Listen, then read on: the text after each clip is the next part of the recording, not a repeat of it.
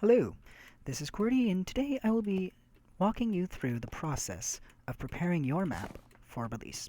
As an example, I will be using my recently released map called Santa's Workshop. It's a puzzle map. A link will be in the description if you're interested. Enough self-promo, though. In this case, I've made a couple tweaks to the map, and I want to get it ready to release. So first things first, you'll notice that I have a little sidebar there. You'll want to make sure you clear any dev text you have. That is, any developer signs. I don't know if you have signs to teleport or whatever. Just clear all of that. So in this case, I'm just going to go ahead and clear the sidebar, the below name, and the list. Now, that's only if you're using those for dev purposes. If you actually need that for the purposes of your map, then don't clear it, obviously. So this is your last chance to make any final modifications to the map, so make sure you clear anything. Like, for instance, I left a hole here so I could access it. If you want to make sure you have updated credit that prints when you start the map or anything like that, last opportunity, because after this we will not be able to open up the map again without starting all over. In this case, I actually have here a file. Right. Where is it? Oh, here it is. A file that sums up all of the things in the map that you need to reset. In this case, I set it to puzzle 1. Easy enough. I just take this redstone block here and plop it down on puzzle 1. And by the way, this is for me. In your map, it'll be different. I highly recommend taking a list while you develop your map of things that you will need to reset. If you're making an adventure map, maybe you need to reset certain puzzles or doors. If you're making a parkour map, maybe you want to make sure you reset the particle effects on the checkpoint. I don't know, that's entirely up to you. But the point is, keep track of it. So, in this case, set to puzzle 1. Okay. Remove the redstone block on the start circuit. Done. And ensure the play area is clear. Play area is indeed clear. And you'll notice I have a section here titled No Maps Needed. We will get back to what that is exactly later. So, we are pretty much done with the actual in-game stuff, except for testing, which will come later. So, if a player were to join right now, then they would spawn into the game properly and the match would begin. So, we're ready to leave this. Now, you'll notice I'm doing this on single player. The reason for this we will get to, but I just wanted to make sure it's been working on single player. I'm noting this because you shouldn't make my mistake and do this process to a wrong version of the map. In a failed recording of this, I actually worked on the map in single player and then did this entire process to a map on my server file, which is over here. Don't make my mistakes. So in this case, I have the Santa's Workshop map saved here. This is just an old version. I can delete it. And let's do this. So first things first, we're going to take care of a little MCEdit magic. You see, this map in the region file has a bunch of chunks saved, which are not necessary. In this case, it's a very mild example, but this is a map. You'll see it is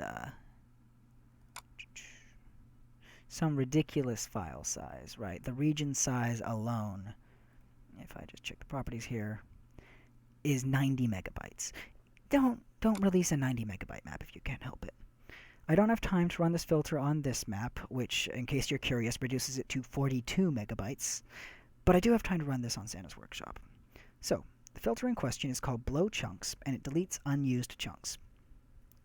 That is the wrong button.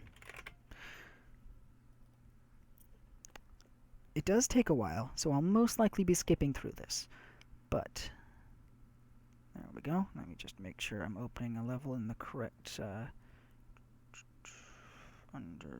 we go, and I do believe that's the one. Yep. Always take a backup before you do MCEdit work, by the way, because if something goes wrong during saving, yeah, bad things happen. So, let me just make sure I have the entire area selected, because you see, all these chunks that have nothing going on in them, they are taking up space. In fact, let's do a comparison. It's probably not going to be much because it's a small map, but let's do one anyway. Right now, the map is 6.23 megabytes. Yeah, 6.23 megabytes. So, if I just make sure that's all selected, and I will pick the below chunks filter, which will be linked in the description, by the way, and hit filter. You can turn off recording and undo if you want to save a bunch of time here. It's a small map, so I don't bother, but in a big map, this process can take an hour. So check that, or uncheck that little box if you want that sort of thing. Alright, now it's running, and we can tell this because it's going through chunks in the console here. So I'm just going to let it run, and I'll get back to you once it's done.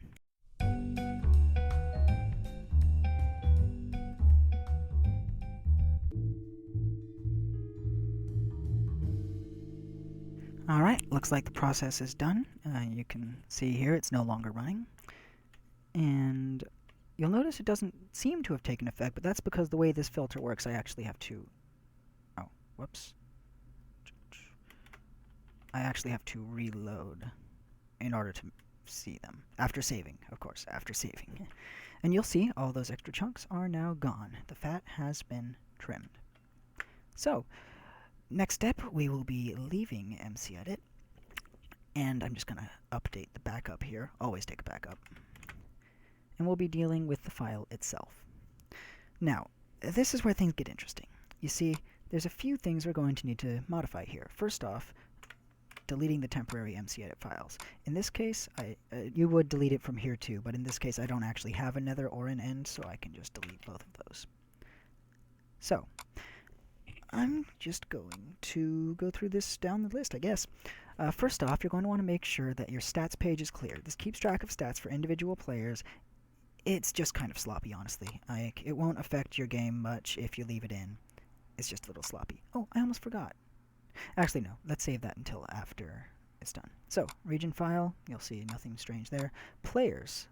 This is actually an outdated folder that's no longer used, but in case your map has been in development for a long time or you've opened it in some older versions of the game, there might be something in here, so delete that if there is. Player data. This is NBT data for players that have been playing on the map, obviously. That's for multiplayer stuff. We've got the data section. You see, this is where things get interesting because I can't actually explain the map component on this because I didn't use any maps. So I'm actually going to skip over to GSW3 here.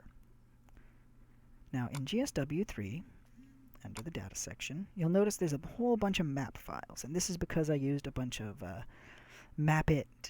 Well, it's a filter called MapIt. I'm sure there'll be some other tutorial for that later. I don't think it works anymore, so I'm not going to bother now. But the key thing is this ID counts file. You'll see map 85. Now, I actually have a document here that I was keeping track during the development of this map, GSW3. It's a space map, don't worry about it, where I know exactly what each map does. And what I can do is go through this map trash bin, and in this case I've already done it, so I don't have anything to delete, but you can delete the unnecessary maps. Just make sure that this ID counts is equal to the highest value map that is currently out there. In this case, 85. You'll see 85 right at the top of the list there. And I'm just going to switch back to this map that we're actually working on. Oh, wrong file. Whoops. Now in this case there's no maps. That's 0. We don't need to worry about it. The scoreboard, however, the scoreboard's interesting because you're actually going to have to go through the player scores file, and this might take a while, but it's kind of necessary because testers with scores saved can break your map. So just be wary of that. In this case, I'm just going to delete the scores of all testers. You'll want to not delete this because the UUID indicates that it's an entity with that score, and deleting it could break your map. And there's Mr. Brightmore. And this is actually a fake player that I intentionally added for the purpose of math. You can see its name is 5, its score is 5. It's just for math. Another component that you might need to worry about, and I'm actually going to switch back to the other map to demonstrate this.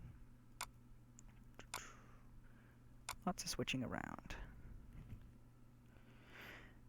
Okay. No, that's the wrong one. Yep, there we go. There's also a teams entry here, and you see under the team entry, you'll want to go through each team. Mosh, how appropriate, huh? So you want to go through each team and just get rid of everyone from your teams, all the players, except for entities. Now in this case, I do not have any entities, so I can just delete all the players. Oh, also fake players. Don't delete any fake players. You'll want to do that. Oh, right. Actually, yeah, I better save it. So now that the scoreboard's taken care of, villages, don't mess with those just in case you have villages in your map. Better not to touch those. Now we get to the fun part, level.dat. You see, a step that a lot of people often forget is removing the single-player player.dat file, which is actually contained within level.dat. This means that a map will work perfectly well when you test it in multiplayer, but will immediately break the moment someone tries to load it into single-player. And I've seen this happen too many times to count. It's terrible. So what we're going to do to avoid that, go down to this player thing. You see, it's basically a full player copy. Delete that. You don't need it. Under game rules, this is also a good opportunity to make sure all your game rules are set. You'll want this one set to false. You'll want that one set to false, just to help with lag. You'll want that one set to false, unless you really need it, I guess. And yeah, I have that one set to false. You can set whatever you want. Also, this is a good opportunity to get rid of any accidental game rules you might have created. In this case, bring Bob, bring Doug, that sort of stuff was intentional, so I will keep that. But in the other map, which I'm just going to save that and switch over. In the other map, you'll see I do have some accidental game rules. Like this one was just a test to see if I can make that a game rule name. The answer is yes, you can. I can delete that. So, oh, this is obviously accidental. Oh, right, save. Okay, so now we've pretty much taken care of the player.dat. If you want to change the name of your level, this is the time to do it. As you can see, there's a little level name thing here, which says Santa's Workshop. Although I'm pretty sure... Hang on. Shouldn't there be... No? Okay. Well, I won't question it. But if you want, you can add a section symbol and add colors to your level this way. Level name. Don't worry about it at the moment. It's really not important. This would be taken into account when you're creating your map, is my personal opinion. So, level.dat seems to be pretty much taken care of. Yes, allow commands is on. Good. Oh, right, save. Okay, you'll want to make sure your icon is all set. Yep, that's the icon I want. It's not the best icon, but it'll do. Make sure your resources.zip's in the correct format. Yep, it was made by Nate T. Bird. Here's an example of using the section symbol. There's a full article on the wiki on that. I'm not going to be linking it because it's not really part of this tutorial, but, you know.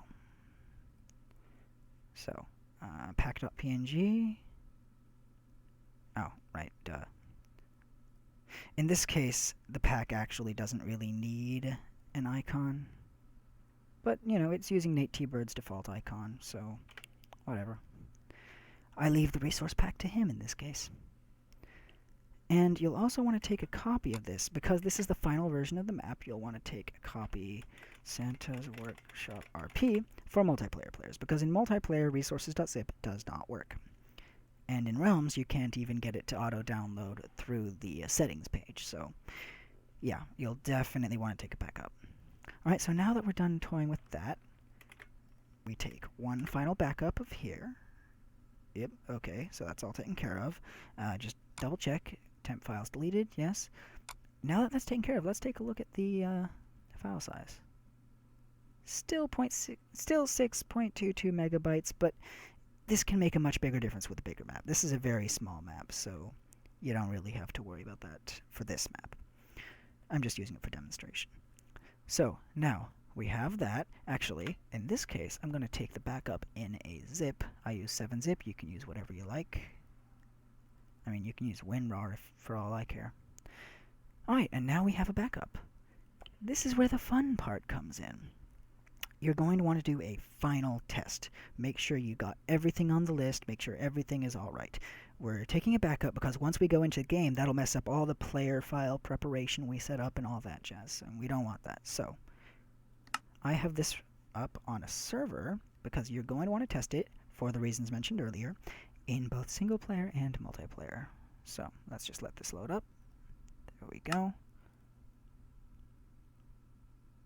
And bingo. You can see it set me to puzzle 1. It gave me the book. Nothing fancy there. It's got the puzzle all set up, you know. I can place stuff. In this case, you'll see the resource pack isn't working, but that's because I'm in multiplayer, so don't worry about it. That's what the single player test is for. We'll get to that. And you'll want to do a full play test of all the features. In this case, I have this little hint system here. You'll want to make sure that works for all your levels. You'll want to make sure all your mechanics work. Make sure that's working. In this case, these just look like carpets because I don't have the resource pack, but we'll get to that. And, you know, pretty much everything you can try to break it. See if you can break it, because this is the final version of the map, and if something escapes now, you're doomed. Of course, you should do most of your testing before this, but it's good to do a once-over just to make sure you didn't finish anything, and to make sure that your map is actually completable. Now, in this case, I don't really have time to go through this entire map and test it, but just pretend that I did. Now, if we exit this, there we go. Alright. Now I'm going to take this map and get rid of it because I have... Oh, right, it's open in my server. I'll get rid of that. I don't need that version because I have tainted it by playing it. And I'm just going to drop this version right into my single player files. There we go. Now, exit that. You can see I've got the single player files here. The title isn't all fancy for some reason. That's weird. I had this whole, like, colored thing going on. Well, I can fix that later. Alright, so you can see I'm in multiplayer, and this is the tricky part, because you'll want to get a friend at this point. And I didn't want to arrange any of this, so just pretend I have a friend on, even if your map isn't actually multiplayer compatible. If you want to get on Realms, or just in general good practice, make sure it will at least technically function if another player joins. In this case, the map is not designed to work with multiplayer in mind, but it will work if another player joins. I don't care if you have to put them in spectator mode or lock them in a box or whatever. Just make sure it works, okay? Do the exact same thing you did in single player. Honestly, you don't need to go as far because the mechanics will be the same, but just to make sure. There might be something you missed on the first go. And once it's out, it's out. There's nothing you can do about it. So, once this playtest is done, we finally get to the fun part. Yes, because that wasn't the fun part. Let me just close that. Oh, there actually is something I forgot earlier. But this won't affect the... Oh, and I can delete that. It's tainted. This won't actually affect the map much, but I just forgot it. In level.dat, double check the version file, because you don't want it to be claiming it's on the wrong version. 16W06A, that's the current version. That's the version I just hypothetically tested it in. And yeah, so if that's the latest version that it's been tested to work in, great. Let's go with it. I just wanted to double check that. You're done. You're pretty much done. You've got the file here. You've got the multiplayer resource pack there. I'm not going to explain to you how to market your map. That's a whole other story that I'm not dealing with. I don't deal in trailers or that sort of thing. But your map is ready now. It's at the minimum file size that it's going to be at. It isn't going to break when one of your tester joins because you forgot to remove them from a team. And ultimately, you're pretty much going to be set. So, this has been QWERTY. If videos aren't your thing, there is an article if you want to look up any part of this discussion after the fact. Hopefully that article will be on Test4Dev soon. I will be linking it in the description once it is on Test4Dev. Or if you're watching this from Test4Dev, it is the description. Funny how that works, huh? Anyway, yes, this has been QWERTY, and goodbye.